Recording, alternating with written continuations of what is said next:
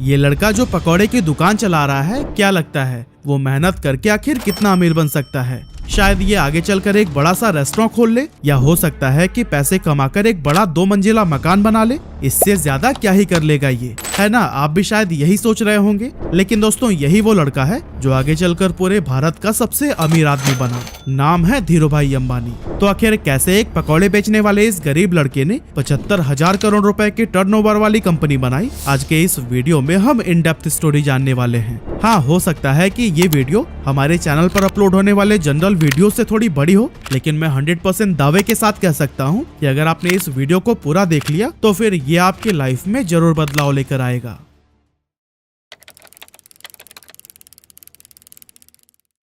तो दोस्तों, इस कहानी की शुरुआत होती है 28 दिसंबर 1932 से, जब गुजरात के चोरवाड़ गांव के एक मिडिल क्लास फैमिली में धीरजलाल हीरालाल अंबानी का जन्म हुआ था। और यही साधारण सा दिखने वाला लड़का आगे चलकर धीरूभाई अंबानी के नाम से फेमस हुआ। इनके पिता हीराचंद गोवर्धन भाई अंबानी गांव के ही स्कूल में बच्चों को पढ़ाने का काम करते थे। और कुछ इसी तरह से जब धीरूभाई अंबानी 5 साल के हुए, तब उनका एडमिशन बहादुर खानजी स्कूल में करा दिया गया। हालांकि धीरूभाई अंबानी को पढ़ाई लिखाई से कोई खास लगाव नहीं था, फिर भी पिता के डर से न चाहते हुए भी उन्हें स्कूल जाना ही पड़ता था।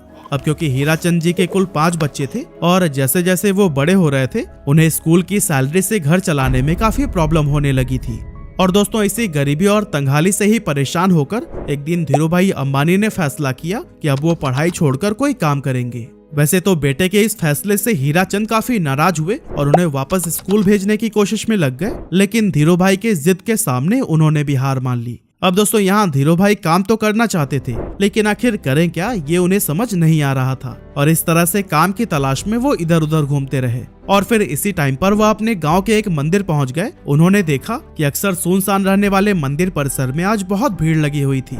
जब पता किया तो मालूम पड़ा कि यह भीड़ हर साल फरवरी के महीने में किसी प्राचीन मान्यता की वजह से लगती है। अब इतनी बड़ी संख्या में श्रद्धालुओं को देखकर धीरूभाई ने सोचा कि यहाँ खड़े खड़े इन लोगों को भूख तो लगती ही होगी, क्यों ना इस मौके का फायदा उठाकर यहाँ पकौड़े बेचे जाएं। और दोस्तों, अभी तक धीरूभाई को उनके पिता की तरफ से जो भी थोड़ी बहुत पॉकेट मनी मिलती थी, वो उसे एक गुल्लक में जमा कर देते थे। लेकिन अब उस गुल्लक को तोड़ने का समय आ चुका था।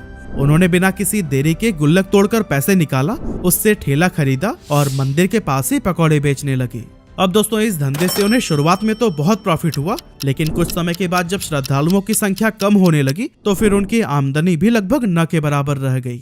ऐसे में उन्हें लगा कि अब यहाँ पर समय बर्बाद करने से कोई फायदा नहीं, इसीलिए उन्होंने अपना ठेला बेच दिया और सारे पैसों को बैंक में जमा करा दिया। आगे चलकर वो फिर से किसी काम की तलाश में लग गए और फिर उस दौरान उन्होंने देखा कि बहुत सारे लोग यमन में काम करने के लिए जा रहे हैं और आज से पहले जो भी वहां पर गए थे उनकी फाइनेंशियल कंडीशन काफी बेटर हो गई थी। लेकिन इसके पीछे की वजह क्या थी, इसका जवाब ढूंढने पर धीरूभाई अंबानी को पता चला कि यमन में इंडिया से कई गुना ज्यादा पैसा बनता है। इसीलिए धीरूभाई अंबानी 1950 के दौरान महज 17 साल की उम्र में अपने बड़े भाई रमणिक लाल के पास में यमन चले गए। वहां पहुंचने के बाद से रमणिक लाल ने एबीसीएन कंपनी के पेट्रोल पंप पर धीरूभाई अंबानी को काम दिला दिया और यहाँ काम करते हुए उनकी सैलरी 300 रुपए हर महीने की थी। अब दोस्तों, इस पेट्रोल पंप पर काम करते टाइम धीरूभाई अंबानी लोगों को कई अलग अलग प्रमोशनल मेथड से इनकरेज करते थे कि वो ज्यादा से ज्यादा पैसों का पेट्रोल डलवाएं। अब दोस्तों, उनके ऐसा करने की वजह से पेट्रोल पंप का रेवेन्यू काफी ज्यादा बढ़ गया और उनके काम से खुश होकर उन्हें पेट्रोल पंप का मैनेजर बना दिया गया। अब क्योंकि प्रमोशन होने की वजह से पेट्रोल पंप पर काम करने के बाद भी धीरूभाई के पास काफी टाइम बच जाता था, तो ऐसे में उन्होंने सोचा कि इस खाली टाइम में क्यों ना एक जॉब कर ली जाए। और फिर ऐसा सोचकर वो एक जगह पर क्लर्क के तौर पर भी काम करने लगे। अब दोस्तों, हम इंडियन दुनिया के किसी भी कोने में क्यों ना चले जाएं, पर अपनी चाय की आदत को नहीं बदल सकते। और धीरूभाई को भी चाय पीना बहुत पसंद था। अब वैसे तो इसके लिए उनके पास 2 ऑप्शंस थे, या तो वो रोड साइड पर 10 पैसे की चाय पिए या फिर किसी 5 स्टार होटल में 1 रुपए की। लेकिन यहाँ पर धीरूभाई ने 1 रुपए वाली चाय को ही चुना, ताकि वो चाय की चुस्कियां लेते लेते आसपास के अमीर लोगों की बातों को सुनकर ये जान सकें कि आखिर वो ऐसा क्या करते हैं कि वो इतने अमीर हैं। ऐसे ही एक दिन जब वो चाय पी रहे थे, तभी उन्होंने अपनी बगल वाली टेबल पर बैठे 2 लोगों की बातें सुनी, जिसमें एक व्यक्ति दूसरे को बता रहा था कि क्या तुम्हें पता है, हमारे यमन में जो चांदी के रियाल के सिक्के चलते हैं ना, उनमें लगी चांदी की कीमत इस रियाल से भी ज्यादा है।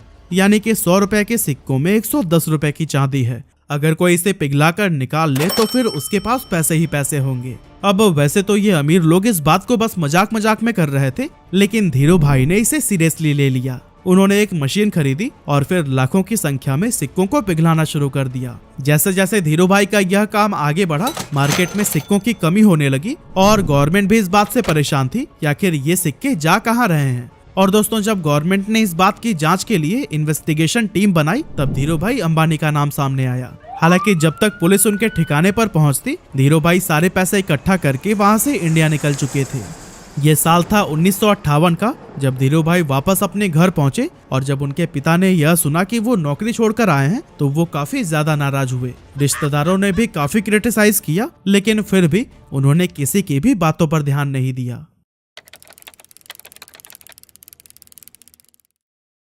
दोस्तों, यमन से वापस आकर कुछ समय गांव में बिताने के बाद उन्होंने कोकिला बहन से शादी कर ली और फिर उसके बाद अपना बिजनेस स्टार्ट करने के लिए मुंबई चले गए। 1958 में ही उन्होंने 50,000 रुपए की पूंजी के साथ रिलायंस कॉमर्शियल कॉर्पोरेशन नाम से ऑफिस खोला और मसालों का व्यापार करने लगे। कुछ समय के बाद उन्हें पता चला कि मसालों की बजाय अगर सूत का व्यापार किया जाए तो उससे ज्यादा फायदा होगा, लेकिन प्रॉब्लम ये थी कि उनके पास इस व्यापार के लिए पर्याप्त पैसे नहीं थे। इसीलिए उन्होंने अपनी कजन चंपकलाल दमानी के साथ मिलकर व्यापार करने का सोचा, जो पहले उन्हीं के साथ यमन में रहा करते थे। लेकिन जब उन्होंने इस इंडस्ट्री में एंटर करने की ट्राई की, तब उन्हें पता चला कि यहाँ पर व्यापारियों ने एक यूनियन बना रखा है और वो सभी मिलकर किसी भी नए व्यापारी को इस इंडस्ट्री में एंटर नहीं होने देते हैं। और अगर किसी को एंटर करना भी है तो उससे पहले यूनियन के लीडर से परमिशन लेनी पड़ती है। इस तरह से एक नए फील्ड में उतरना धीरू भाई अंबानी के लिए काफी चैलेंजिंग हो गया था। हालांकि काफी मेहनत मशक्कत के बाद उन्हें ये परमिशन तो मिल गई, लेकिन इसके बाद उन्हें पता चला कि वो जिन फैक्ट्रीज से सूत खरीद रहे थे, उन्होंने भी एक यूनियन बना रखा है और जिन्हें फाइनल प्रोडक्ट बेचा जाता था, उनका भी एक अलग यूनियन है। इस तरह से ये सभी मिलकर इन बीच के ही व्यापारियों को लूट रहे थे, क्योंकि एक तो फैक्ट्री वाले सूत महंगे में सेल कर रहे थे और दूसरी तरफ खरीदार उसे सस्ते में ले रहे थे। बीच में नुकसान हो रहा था धीरू भाई और उनके जैसे कई सारे व्यापारियों का।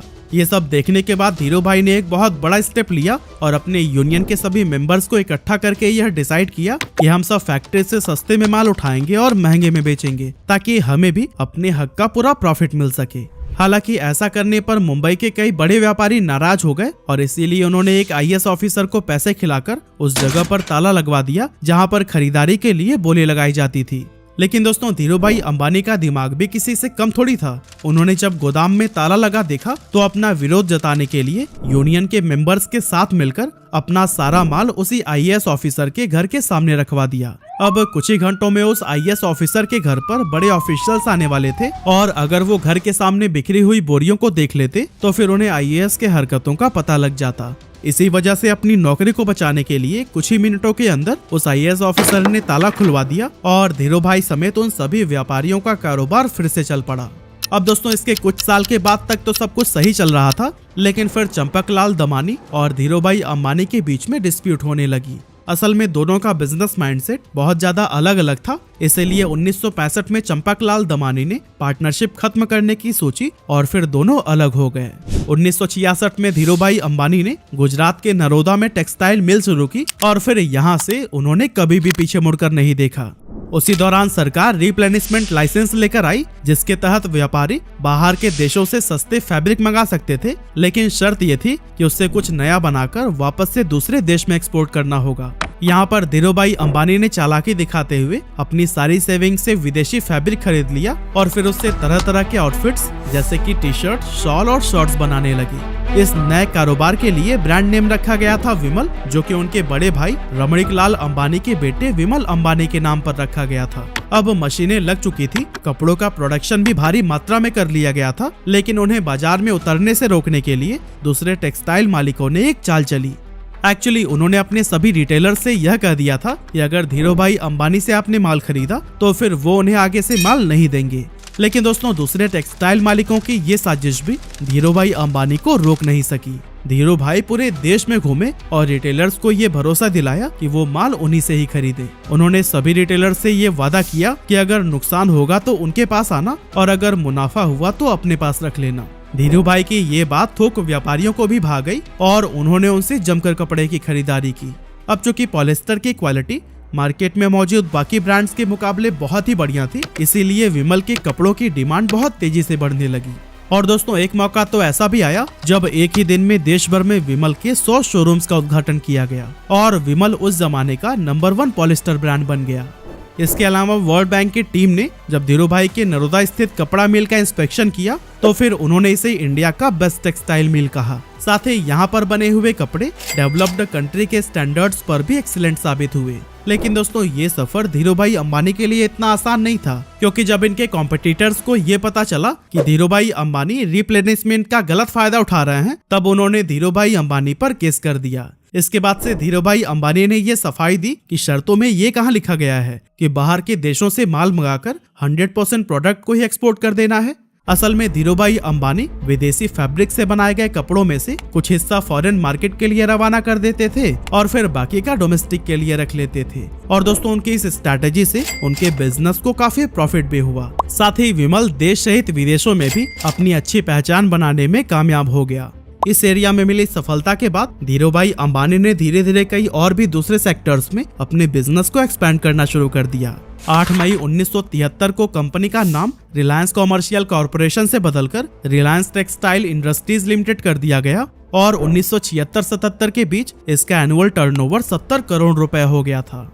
अब दोस्तों आया जनवरी 1978, जब धीरू भाई अंबानी ने आजाद भारत का पहला आईपीओ लाने का विचार किया और फिर अपनी कंपनी को बॉम्बे और अहमदाबाद स्टॉक एक्सचेंज पर लिस्ट कर दिया। 10 रुपए शेयर प्राइस पर 2.8 मिलियन इक्विटी शेयर्स का आईपीओ पेश किया गया, जिस पर इन्वेस्टर्स ने जमकर भरोसा जताया और 58,000 इन्वेस्टर्स ने इसमें इन्वेस्ट किया था। इस स्टॉक से लोगों ने भरपूर प्रॉफिट कमाया और ये इतना पॉपुलर हो गया कि जब 1986 में कंपनी की एनुअल शेयर होल्डर मीटिंग रखी गई तो फिर उस टाइम पर 30,000 शेयर होल्डर्स उसमें शामिल हुए, जो कि इंडियन कॉर्पोरेट हिस्ट्री में एक रिकॉर्ड बन गया था। कमाल की बात तो ये थी कि उस टाइम पर बॉम्बे में एक भी ऐसा हॉल नहीं था जो कि इतने लोगों की कैपेसिटी को होल्ड कर सके। इसी वजह से इस मीटिंग को एक मैदान में ऑर्गेनाइज किया गया था। 1980 में धीरू भाई अंबानी ने महाराष्ट्र के पाताल गंगा में पॉलिस्टर फाइबर धागे का कारखाना खोला और काफी कोशिशों के बाद तेल के उत्पादन के लिए भी सरकार से लाइसेंस हासिल कर ली। इस तरह एक टाइम पेट्रोल पंप पर काम करने वाले धीरू भाई अंबानी की अपनी खुद की ऑयल प्रोडक्शन कंपनी हो गई। इसके बाद आया 16 फरवरी 1986, जब धीरू भाई को पहला हार्ट अटैक आया। एक्चुअली उन्होंने अपने बेटे मुकेश अंबानी को बताया कि उनकी पीठ में काफी तेजी से दर्द हो रहा है और इससे पहले कि उन्हें हॉस्पिटल लेकर जाया जाता वो अनकॉन्शियस हो गए थे। अब जब मुकेश अंबानी उन्हें लेकर अफरा तफरी में हॉस्पिटल पहुंचे तो डॉक्टर्स ने कहा कि अगले 42 घंटे इनके लिए बहुत ज्यादा क्रिटिकल हैं। लेकिन दोस्तों इतनी सीरियस हालत होने के बावजूद होश आते ही उन्होंने अपने बेटे को देखते हुए कहा, तुम परेशान मत होना बेटा, मैं सब ठीक कर दूंगा। इस स्ट्रोक के बाद से धीरू भाई अंबानी का एक हाथ पैरालाइज हो गया था, लेकिन धीरू भाई अंबानी ने डिसाइड किया कि ये उनकी कमजोरी नहीं बनेगा। इसीलिए लगातार 3 महीनों तक उन्होंने खूब एक्सरसाइज की, डाइट पर पूरा ध्यान दिया और लाइफस्टाइल में बदलाव किया। इसका असर ये हुआ कि धीरू भाई का हाथ पहले से काफी ठीक हो गया। अब दोस्तों आगे चलकर धीरू भाई अंबानी एक ऐसे गोल्डन एरा में एंटर हुए जब इनके बिजनेसेस कई सारे सेक्टर्स में तेजी से एक्सपेंड होने लगे। एक्चुअली 1992 में धीरू भाई अंबानी ने वो करके दिखाया जो कि उस समय की बड़ी बड़ी इंडियन कंपनीज ने सपने में भी नहीं सोचा था। असल में इस साल कंपनी ने ग्लोबल मार्केट से भी फंड जुटाना शुरू कर दिया और ऐसा करने वाली रिलायंस देश की पहली कंपनी बन गई थी। साल 1995-96 में धीरू भाई अंबानी ने 9X USA के साथ मिलकर अपनी telecom company Reliance telecom private limited की भारत में शुरुआत की। इसके बाद से 1998 से 2000 के दौरान धीरू भाई अंबानी ने दुनिया के सबसे बड़े रिफाइनरी पेट्रोकेमिकल्स को गुजरात के जामनगर में ओपन किया। और दोस्तों इस टाइम तक धीरू भाई अंबानी का इतना बड़ा नाम हो गया था कि उन्हें देश सहित विदेशों में भी पॉपुलैरिटी मिलने लगी थी।